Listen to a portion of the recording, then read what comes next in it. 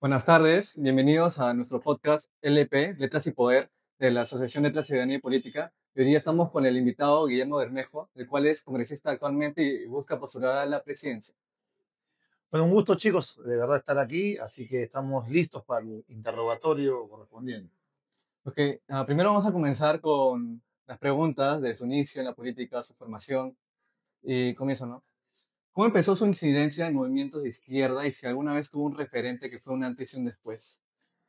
La verdad, yo comencé muy chico, ¿no? A mí me llamaba mucho la atención las banderas de los países cuando era un niñito de 5 o 6 años y ahí comencé a entender que las banderas de lo que se llamaba el bloque socialista te indicaban la unidad del campesino con el trabajador, la famosa, hoy el martillo de la Unión Soviética, de la República Popular China. Y eso me enviaba directamente a las enciclopedias y a los diccionarios, ¿no? Para intentar entender un poquito de qué se trataba eso. Ya más grande, a partir de los 13 años, yo conozco al que marca mi vida realmente, ¿no? Franklin Acosta del Pozo fue alcalde de Izquierda Unida del 81 al 89. Yo lo conocí al final de su gestión. Y es la persona que me ayuda al tema de la formación política, ¿no? Los primeros textos, libros, debates, exigencias nacen de él de una manera académica implacable, además, ¿no? No me trataba como un niño de 13 años, ¿no? Me trataba como un adulto realmente. Cuando se inicia la dictadura de Fujimori y Montesinos, yo comienzo a participar de las movilizaciones en contra de la dictadura.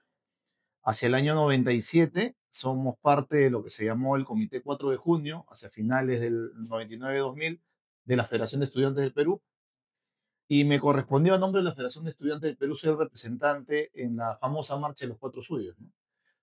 En ese interín conocí también a Alfonso Barrantes, ¿no? Que fue alcalde de Lima, el primer alcalde socialista de América Latina, además, con quien tuve una maravillosa relación, ¿no? Y un aprendizaje realmente hermoso, porque era una persona llena de principios, era un hombre absolutamente honesto y con una ideología muy marcada, ¿no? Así que digamos que eso sería, en resumen, un poco cómo empecé en todo esto. Claro. Y ahora sigo con una pregunta sobre su partido, ¿no? ¿Cuál fue el proceso y la mayor dificultad en formar e iniciar su partido Voces del Pueblo? Creo que el primer problema era casi personal, ¿no? Yo nunca me vi como un hombre que fundara un partido, ¿no? Mi trabajo durante décadas fue asesoramiento de comunidades campesinas, de sindicatos, asesorando campañas.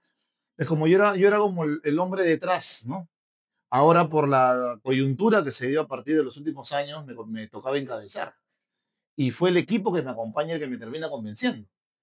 Efectivamente, fundar un partido de izquierda en medio de un régimen corrupto, delincuencial como el de Dina Boluarte, también es un avatar, ¿no? Porque obviamente tuvimos muchos problemas con el Jurado Nacional de Elecciones, que les molestaba hasta declaraciones mías que estaban en el portal de la página del partido, términos que usamos en la izquierda con naturalidad, como solidarizarnos con las luchas de Conga o de Tía María, por ejemplo, que exigieron que lo bajáramos del portal. E incluso una jugada media rara, donde ellos se equivocan en los tiempos para que nosotros nos podamos escribir. Es decir, nos quitan tiempo y tuvimos que ganárselo en juicio, ¿no? Así que no ha sido sencillo, pero estamos muy orgullosos.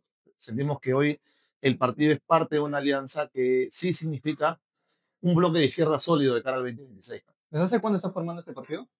Hace más de 3 años ya. 3 años. Desde el gobierno de Castillo, entonces. Claro, nosotros iniciamos el 22 por junio, julio, como una idea primero, ¿no? Queríamos ver qué tanta llegada teníamos, nos dimos cuenta que sí había fuerza para poderlo hacer y se inició todo el proceso, ¿no? Ok, y ahora voy a continuar con las alianzas, ¿no? Con las alianzas. ¿Cómo se formó la alianza con el Partido Nuevo Perú y si hubo otro partido que estaba interesado y no se logró formar? Nosotros tomamos la decisión en noviembre que lanzamos el partido, que a pesar de que sentíamos que teníamos un liderazgo y un partido ya organizado e inscrito, nuestra obligación como hombres de izquierda, como buenos seguidores de María Teguera, era formar un frente político. Así que hablamos con todos. Nosotros hablamos con JP, con el partido López Chao, con el partido de los trabajadores y emprendedores, incluso con partidos que no son de izquierda, y con Nuevo Perú entre ellos, ¿no? ¿Y Antauro? No, porque ahí había un tema de principios, ¿no? Nosotros los de la izquierda, o desde la izquierda ya, yo soy un hombre de casi 50 años, ¿no? Yo no puedo pretender a colgarme, ¿no? de ideas populistas, pero que son muy dañinas a la larga. El fascismo, si ustedes lo han podido estudiar en la universidad, es una ideología que agrada al principio, ¿no? Porque te vende la idea de resolver problemas, ¿no? Matemos a todos, ¿no es cierto? Y luego, obviamente, se les comienza a salir su verdadera entraña, ¿no? Ya luego van contra las minorías, Claro. contra diferencias de gente en opción sexual, contra extranjeros, porque el fascismo está basado en el odio, ¿no? Incluso Antauro Humala publicó un artículo hace muchos años donde decía que a la gente de izquierda no había que fusilarla porque se gastaban balas, sino que se les podía colgar con la misma soga a todos, ¿no? Entonces, hoy que vivimos una crisis profunda, mal haríamos nosotros en confundir más a una población que creo que está todavía dispersa en su sentir, porque ese sector te podría otorgar algún porcentaje, ¿no? Claro. Para nosotros, la campaña política, aunque mucha gente no lo entienda, es pedagógica también. Y en ese mar hubieron dos partidos que estuvieron muy firmes con nosotros, Nuevo Perú y Unidad Popular. Unidad Popular de Duverly Rodríguez, expresidente del Poder Judicial, al que le metieron la mano. La derecha peruana, a través de Avanza País, ha logrado conseguirse dos o tres de estos tipitos que se prestan para hacer triquiñuelas de carácter administrativo, para tumbar de los partidos. Lo lograron con Duverly, lo lograron con el partido de Aníbal Torres y lo lograron contra el Renacimiento Andino. Ahora están intentando tumbarse la Alianza Nuestra. Sí, si un militante de Avanza País está poniendo una tacha a su alianza. Sí, sí, yo espero que el Jurado Nacional no se preste para eso, porque realmente ellos lo han dicho el domingo con una franqueza única, ¿no? Lo estamos haciendo en el límite de tiempo, no vamos a pagar la tasa para que el periodo se extienda, ¿no? Con esperanza de que la tacha proceda, ¿no? Claro. Administrativamente y se caiga la alianza, venceremos. ¿No? Y Una vergüenza alianzas, realmente. alianzas que no llegaron a concluirse. Muchas, ¿no? O sea, con JP hablamos mucho, ellos lamentablemente al inicio estaban con Antauro, nosotros le marcamos lo que te dije hace un rato, ahí no.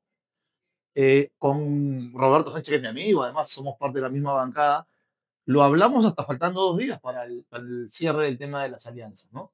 Lamentablemente él tiene otra mirada. Ellos están con bueno, una serie de grupos de lo que se denomina el castillismo, que es algo muy variado. Nosotros también, ¿no? O sea, dentro de nuestro partido hay gente, nuestra gente, yo mismo, te tengo una estima profunda al presidente Castillo, pero ellos creen que tienen tiempo para poder escoger candidato de acá a diciembre. Nosotros creemos que no es tan así, ¿no?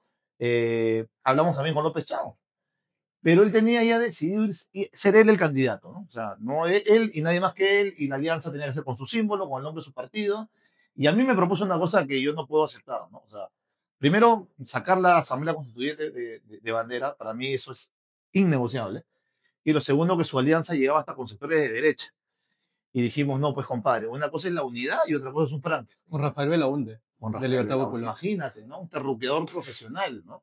Un Sí. tipo que quiere privatizar hasta las cárceles. Entonces, no hay congruencia y me parece que era evidente que eso no iba a llegar a ningún puerto, ¿no? Si Castillo le propondría postular al Senado, ¿usted aceptaría? Mira, hay que esperarlo, ¿no? Yo creo que los partidos no inscritos, por la naturaleza política del país, siempre esperan hasta el final para ver dónde se cuadran, ¿no? Y ellos van a intentar cuadrarse donde haya más fuerza, ¿no? Vamos a ver, nosotros no cerramos ninguna puerta, nosotros queremos seguir conversando con todos porque es parte del espíritu de frente único que tenemos.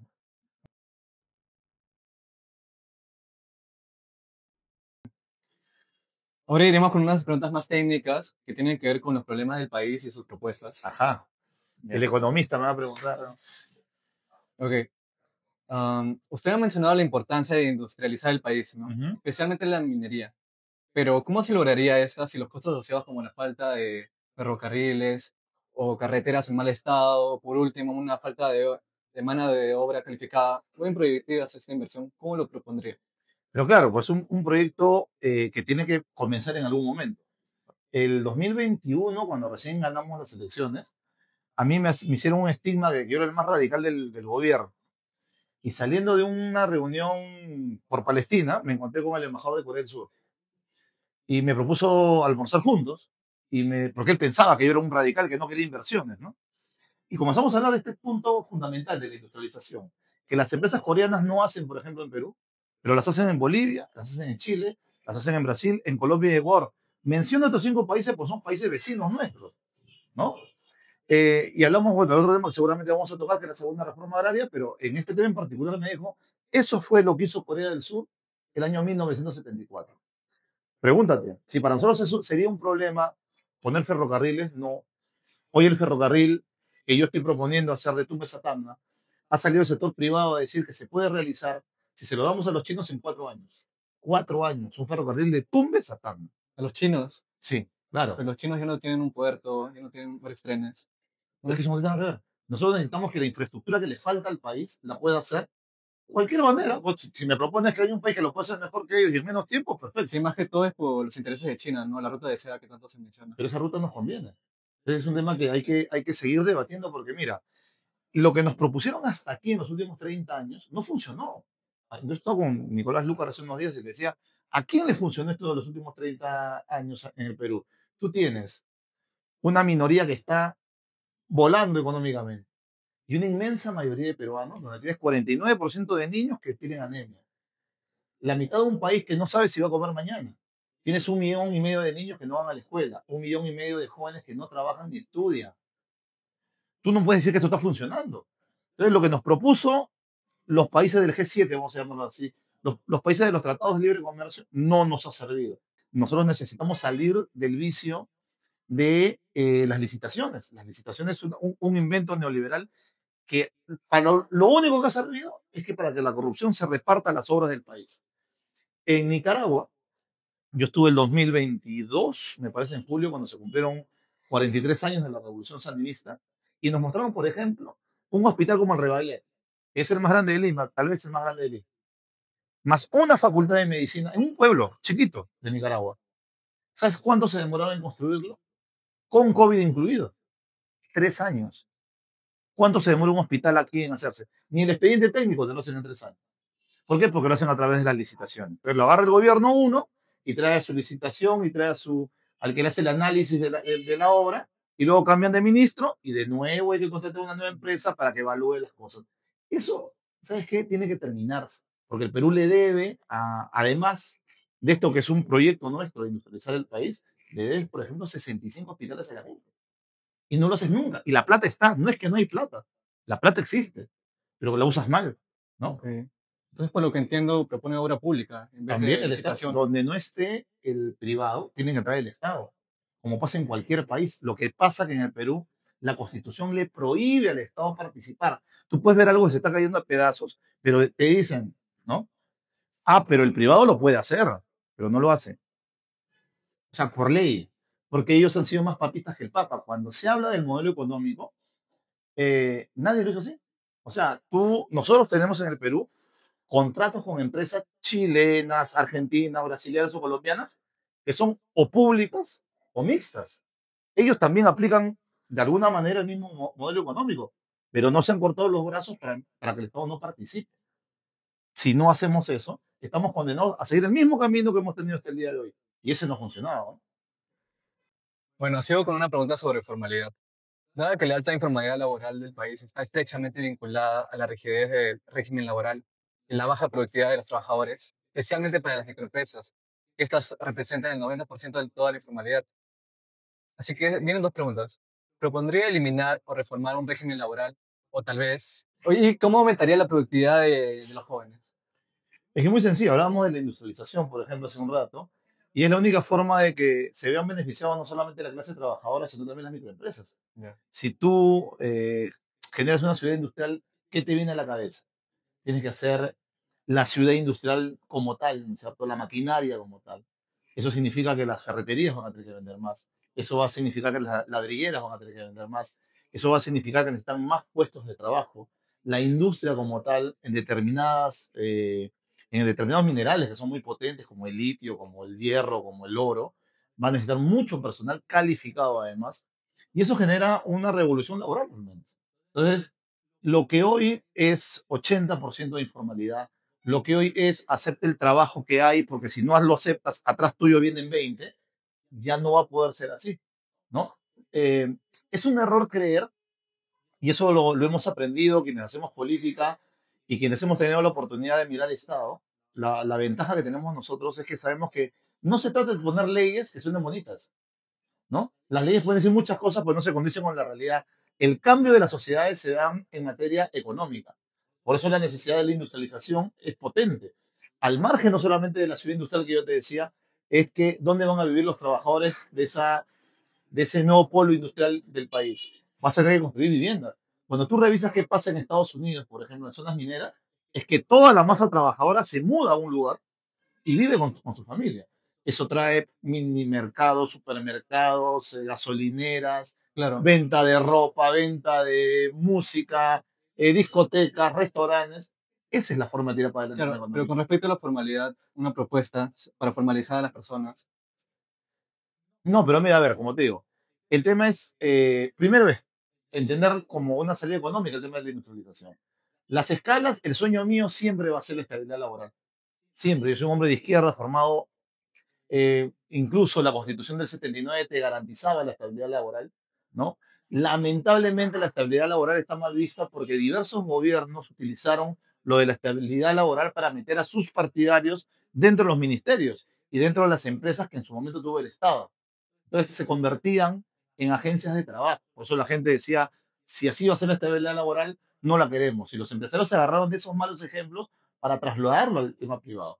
Y eso está mal. Tenemos que ir buscando un punto intermedio donde la oferta laboral sea tan grande que ya nadie le tenga que temer a las lógicas de que cada vez el trabajador tenga más derecho. Derecho a trabajar con tranquilidad, con horarios que no superen las 8 horas y que tengan una jubilación digna, ¿no? Pero no se puede hacer nada de eso con una varita mágica de una ley, sino sin la transformación económica correspondiente. Claro. Bueno, sigo con la sexta pregunta sobre minería. Ajá. Y este es muy importante, ¿no? Tras 7 años de vigencia del Reinfo, solo el 2% de los mineros se han formalizado. Además, la gran mayoría de Reinfo se encuentran suspendidos. Cerca del 77% se encuentran suspendidos. Y a pesar de estarlo, se les permite seguir realizando actividades, como comprar dinamita, entre otras.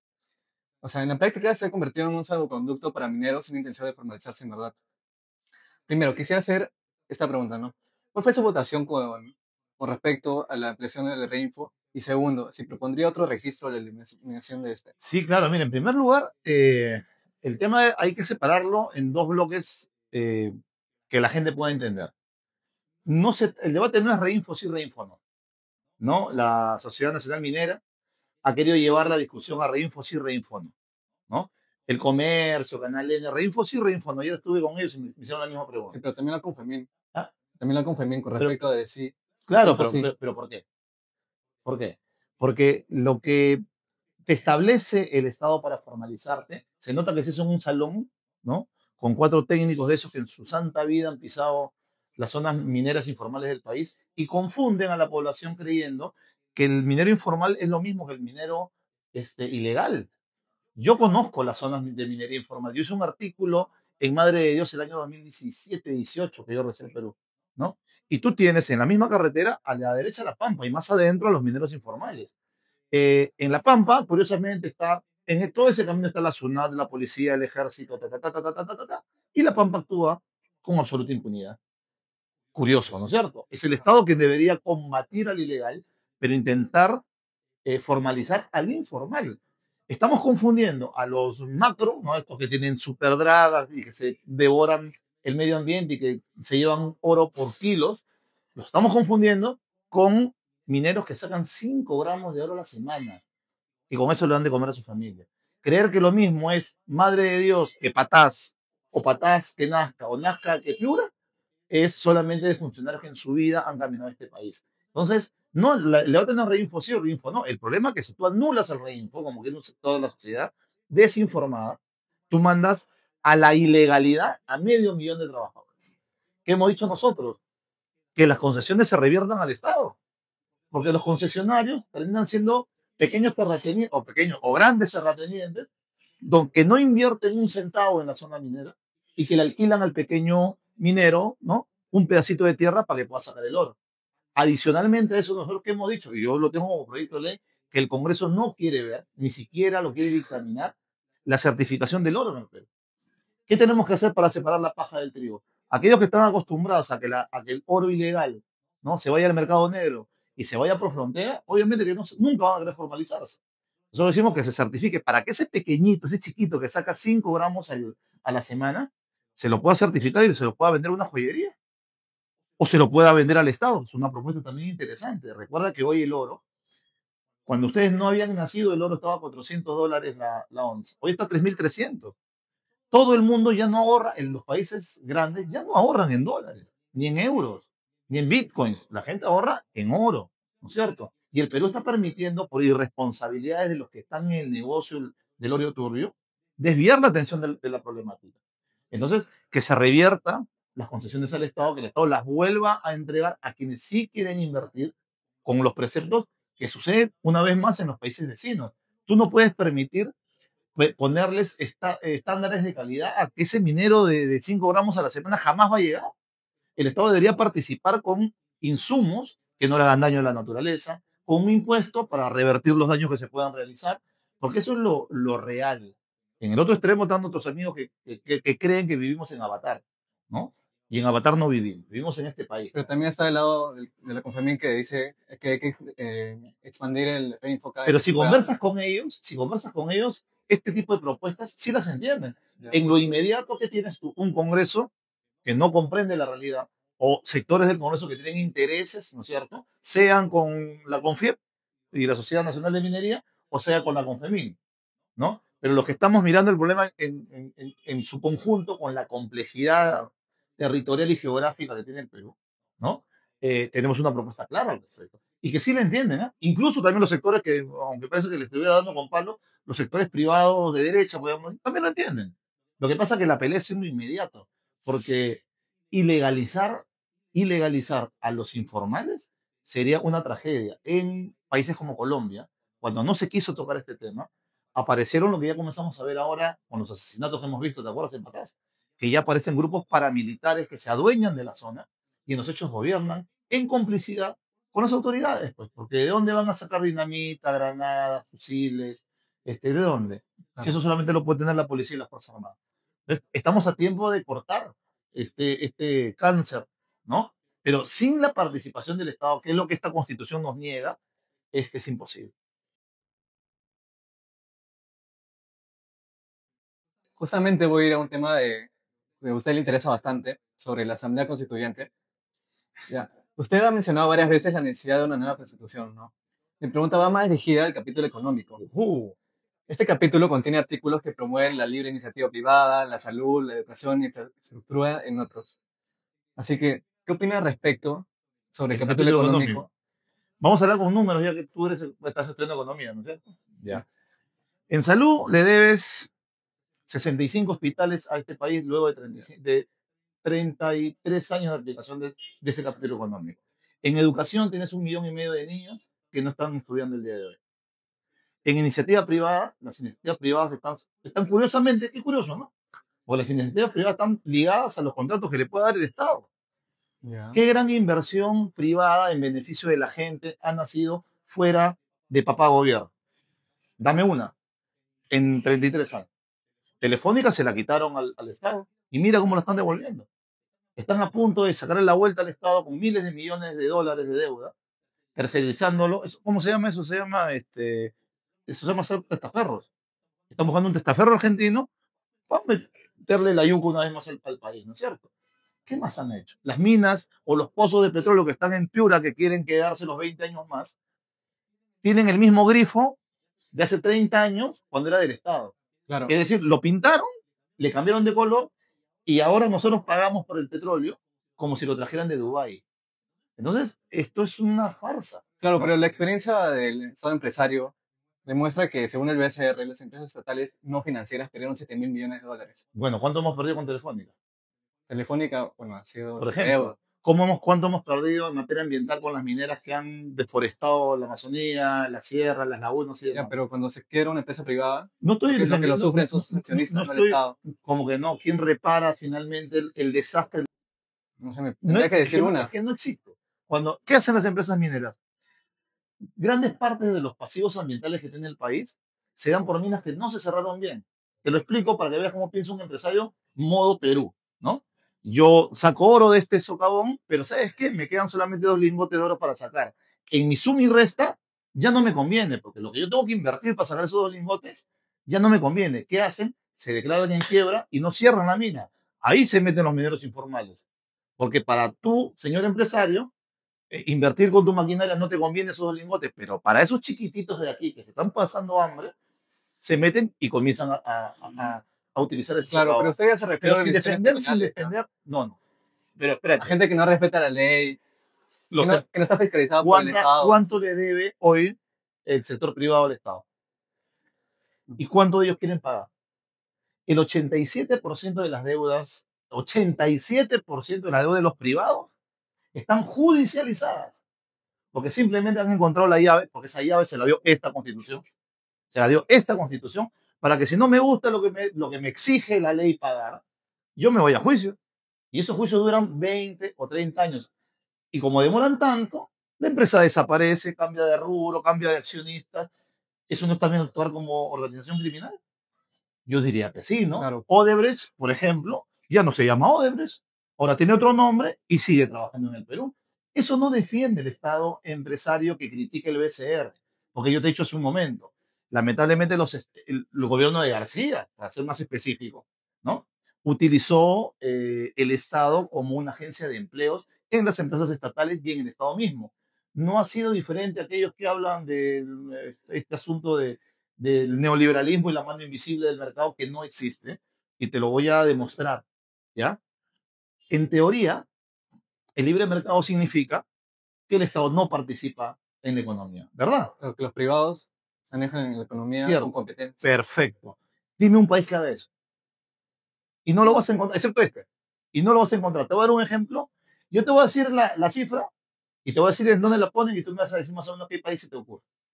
Un país que le pone 350.000 millones de dólares a su agricultura. Estados Unidos está Entonces, el subvencionado. libre mercado no existe porque ningún país, discúlpame el término, es tan idiota, ¿no?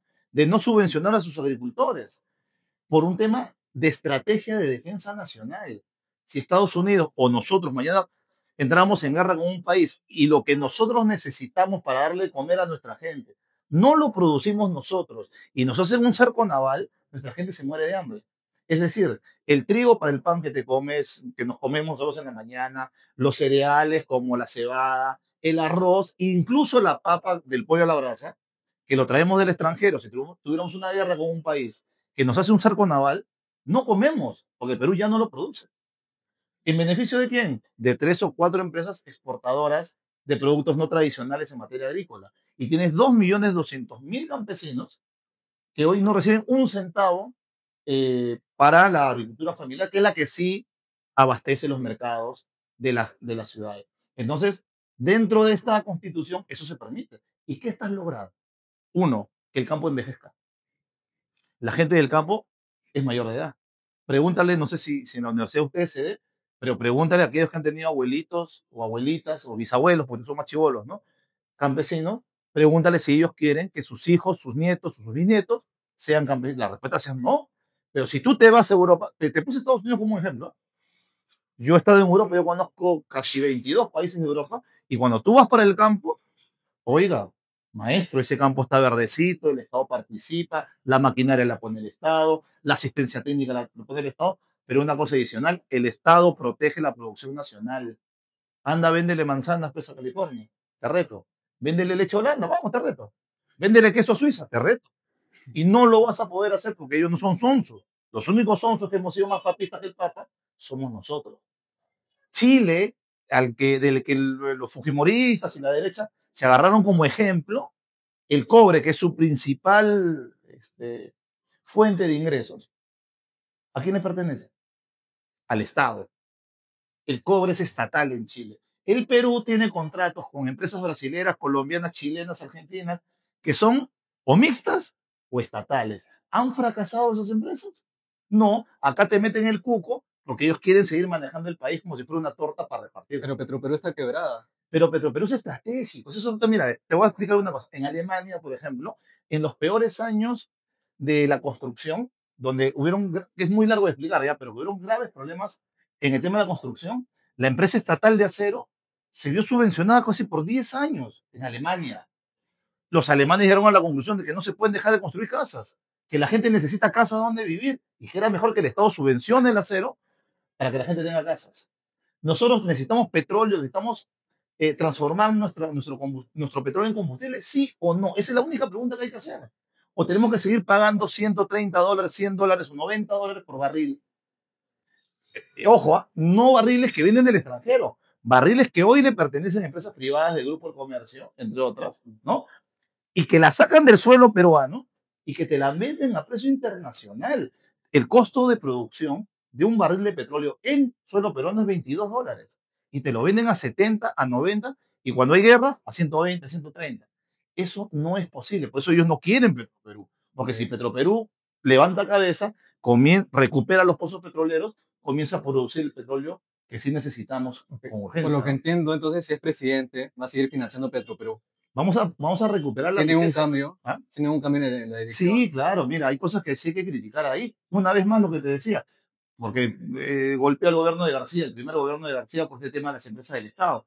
Pero hay que decir adicional a eso, no me permita que me escape de la respuesta, ¿ya? Pero hay que decir adicional con eso, que ¿cuál fue la solución del Fujimori? Privatizar. Vender todas las empresas a precio de camote. ¿Y qué lograron? Desempleo y cero proyección de país. El Perú tenía empresas que se dedicaban a esto de la industrialización, a fijarse cómo tenían que ser los proyectos mineros para generar el valor agregado que todos necesitamos. Somos el único país minero del mundo que se dedica a romper los cerros, subirlos a camiones, llevarlos a puertos y llevarlo a otro país para que genere trabajo en otro país. Yo te hablaba del embajador de Corea del Sur. Ellos no tienen hierro y son el principal productor de acero del mundo. Claro, pero sus empresas son privadas. Corea Simplemente que del están Sur, apoyadas No, no, no, por no, el no, Estado. esa es una mentira, es que la gente no sabe. No, claro que sí. En Son Corea, privadas. no, en Corea del Sur, toda la producción industrial y los sectores estratégicos del país los tiene el Estado. Corea del Sur, no Corea del Norte, Corea del Sur. Lo que pasa es que nosotros nos han vendido el cuento de la ciudad bonita y de las empresas que se mueven y creemos que esa es la realidad. Revisen más. Y la producción agrícola igual. A mí me dijo el embajador de Corea del Sur, yo le pregunté por qué tus empresas producen alrededor del Perú y en el Perú no, y me respondió con la franqueza del mundo, porque ustedes no nos exigen. Ustedes tienen todo para exigirnos, tienen un litoral enorme que va mirando hacia el Asia Pacífico, pero ustedes no lo piden, y eso tiene una explicación histórica. José Carlos Mariátegui hace 100 años explicaba que lamentablemente nuestra clase dominante es heredera de España. Ellos no sienten el Perú. Ellos miran el Perú y dicen, esto es mío. Y los que viven ahí pueden moverse. Y esa es la historia si tú revisas los últimos 100 años nomás. ¿No? O sea, allá en República, cuando encontraron el caucho, ¿qué hicieron con la gente? ¿La esclavizaron o no? No. Cuando encontraron el algodón, ¿qué hicieron con la gente? ¿La esclavizaron? ¿Movían a gente de un territorio a otro para que les trabajara la tierra gratis? Era posible. Por eso lo odian a Velasco de la reforma agraria para acá. Es obvio que odian a Velasco, porque acabó con ese nivel de injusticias. Y tú cuando ves lo de Conga, Tía María, Bagua y demás, ¿qué cosa es? Que es la Lima, ¿no es cierto? De limeños que a veces ni viven aquí, la que quiere decidir qué se tiene que hacer allá. Y que si hay que quitarles el agua y malograr las lagunas y esclavizar a su gente, no importa. Lo que importa es que la economía se mueva. Como ellos no van a sufrir las consecuencias, es evidente que la clase dominante de este país no tiene ningún nivel de empatía con lo que pasa con la gente. Y eso es gravísimo. Sí.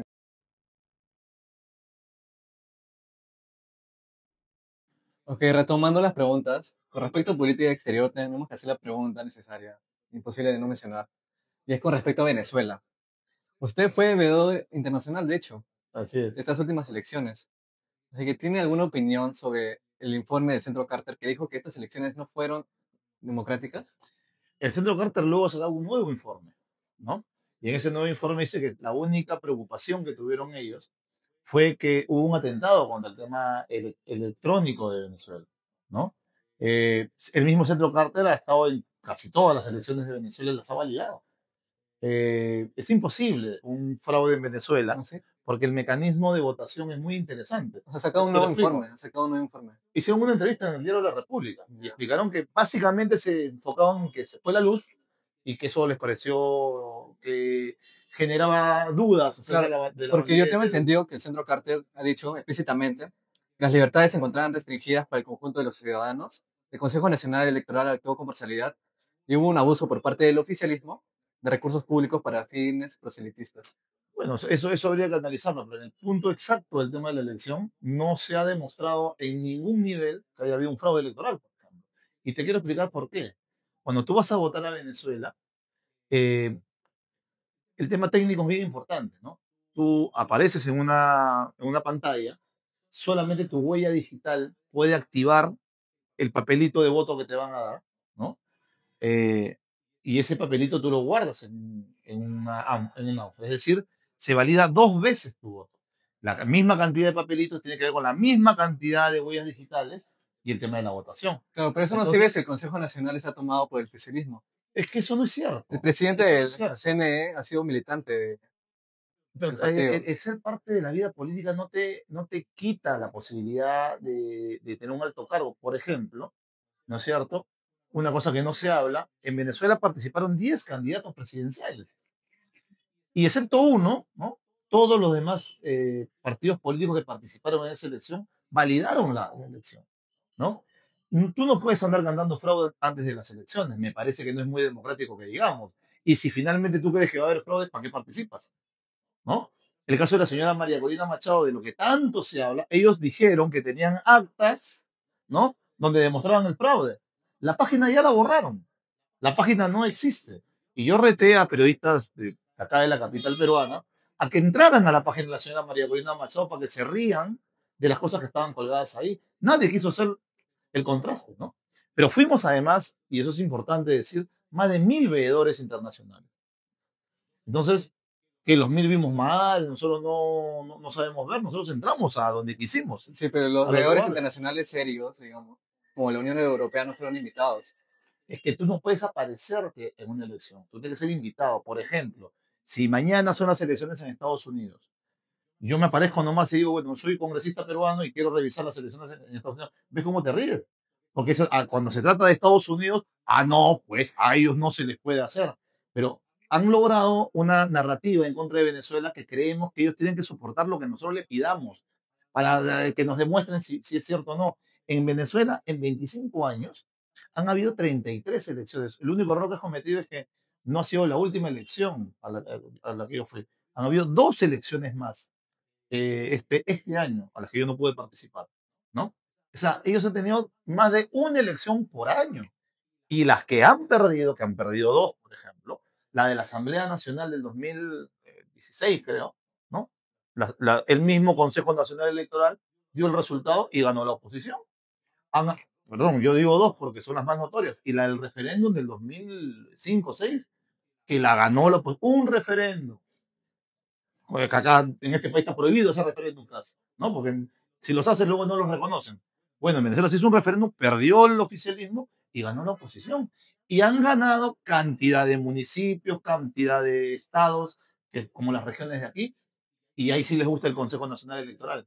Lo que sucede, y te lo dicen los propios opositores que no son radicalizados como María Corina y su combo, es que por ese tipo de oposición el chavismo tan popular allá, pues porque ellos no quieren tirar atrás un montón de cosas que se han ganado en estos años de la revolución bolivariana. Su opinión sobre que Estados Unidos haya tipo sentenciado de que Maduro sea un narcodictador.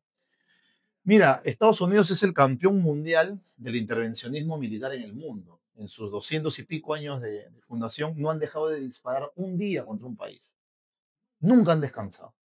Son los mismos que dijeron que si no tiraban la bomba atómica en Hiroshima y Nagasaki, la guerra se iba a prolongar cuando el ejército japonés se había rendido y el emperador se había rendido, tiraron las bombas atómicas. Ahora sabemos por qué. Querían probar si funcionaban o no, ¿no?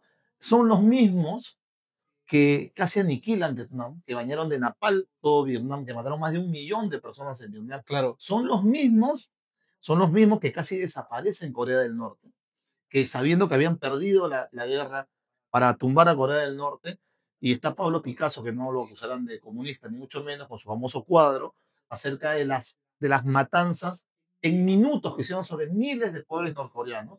Son los mismos que te dijeron, bueno, ustedes estaban muy chicos, creo, que nos dijeron que habían armas de destrucción masiva en Irak, que nos dijeron que Osama Bin Laden estaba en Afganistán, que nos decían que había una guerra civil en Libia, y con los años que se ha demostrado que todo es mentira. Ahora hay que ser bien conchudo, pero bien conchudo, para que Estados Unidos quiera ser el adalid de la lucha contra el narcotráfico, ¿no? bueno, pero Bien la conchudo. acusación del El narcotráfico país, está ¿en sustentada. qué? En el que es el En la jefe película, de ese cartel en la de los novela, soles. en la novela de Univisión que habla del cartel de los soles. Claro. Es una novela. Yo le decía, No, no, no es una le novela. decía, es una novela. Yo le decía a mi esposa temprano, increíble cómo han podido trabajar la cabeza de los jóvenes, ¿no? Porque todas estas novelas de narcotráfico, cosas que le gusta a la gente, la de Pablo Escobar, ¿no? La del Chapo Guzmán, pero le cambian la historia.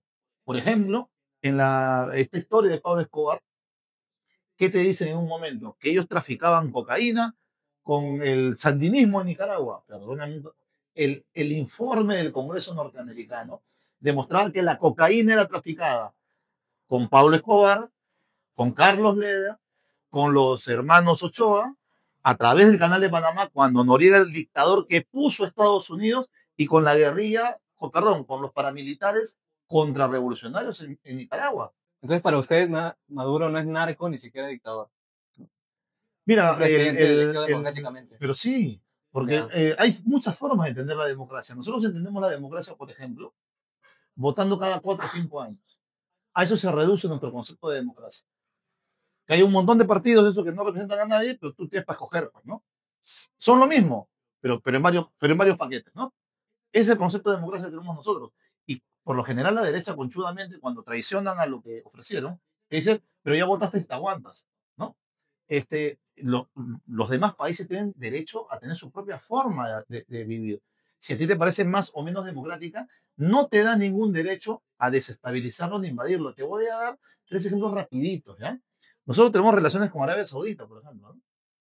¿Te preocupa la democracia en Arabia Saudita? ¿A alguien le preocupa la democracia en Arabia Saudita? A nadie, porque como no la atacan, como no te demuestran que persiguen opositores, por ejemplo, que decapitan, que apedrean a las mujeres que son infieles, que no existe ni partido ni sistema de elección, es una monarquía, no te afecta porque nadie la ataca, A ver, es ¿no? hipocresía. En España y en Inglaterra, ya estamos más acá, en España y en Inglaterra, cuando hay una crisis política en los congresos, en las asambleas, baja el rey y las disuelve. ¿Tú aceptarías una cosa así? Que alguien que se crea Inca venga y diga, bueno, disolvemos todo esto. No, pero eso es un problema de ellos, no es un problema de nosotros. Y en Estados Unidos, que le encanta llenarse la boca de democracia, allá gana acaso la mayoría de votos. ¿Tú sabes cómo funciona la democracia en Estados Unidos? Bajo colegios Por colegios electorales. electorales. Y hay colegios electorales con menos votos, ¿no?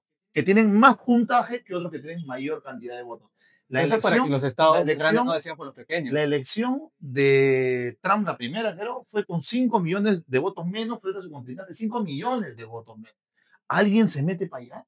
¿Alguien le dice, oye, te voy a dar una lección de democracia o te voy a invadir? Es absurdo, Claro, pero pues, esa es ¿no? una regla del juego de Estados No, Unidos. no, pero espérate, Pero en espérate, Venezuela, pero espérate un pero en ratito. Venezuela es diferente. Ah, ¿por qué? Porque María Cochado, ¿cómo se dice? Cochado, María Corina Machado. María ya, Cochado, no le dejaron postular. ¿Por qué?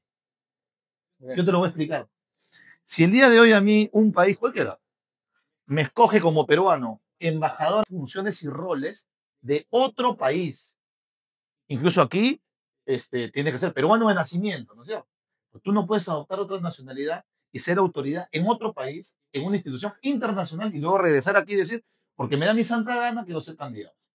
Eso es lo que le pasó a la señora Machado. Ella fue embajadora de Panamá ante una institución y obviamente eso la ley en Venezuela lo prohíbe. No es contra ella, es la ley. Y no es la única opositora. En la campaña fueron 10 candidatos y los otros 9 aceptaron los resultados.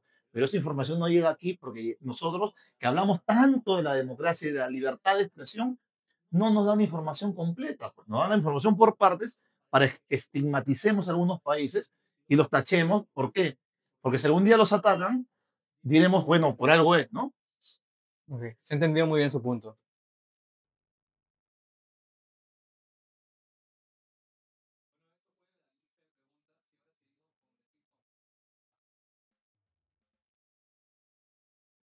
Queremos hacerle, señor congresista, una lista de preguntas rápidas, ¿no?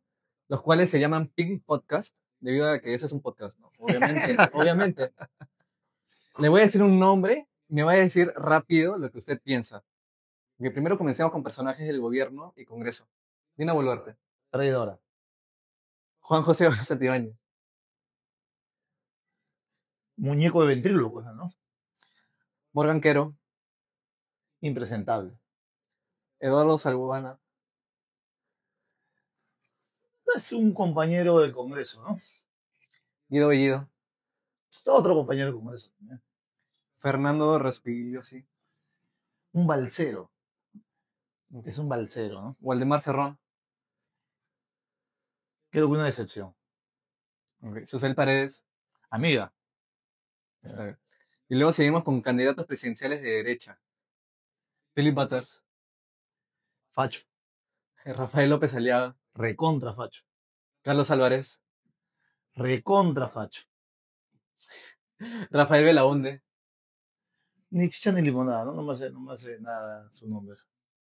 Bueno, y seguimos con candidatos presidenciales de izquierda, que los cuales son bien pocos. Alfonso López Chao, Muy tibio. Vicente Lanoca, Un gran compañero. y aunque no sea candidata, Verónica Mendoza. Yo creo que tuvo un gran momento, ¿no? Pero en un país donde están las cosas tan polarizadas, la radicalidad es una necesidad. Muchas gracias por haber visto este podcast. Muchas gracias, señor congresista. No sé si quiere decir unas últimas No, palabras. agradecerle a ustedes más bien por la invitación. Ha sido una extensa entrevista, hasta muy agradable, la verdad. Y cuando quieran, aquí estaré con ustedes. Está bien. Muchas gracias y espero que comenten, que le den like, que se suscriban. Si esto sale en YouTube, también va a salir en YouTube. Y muchas gracias.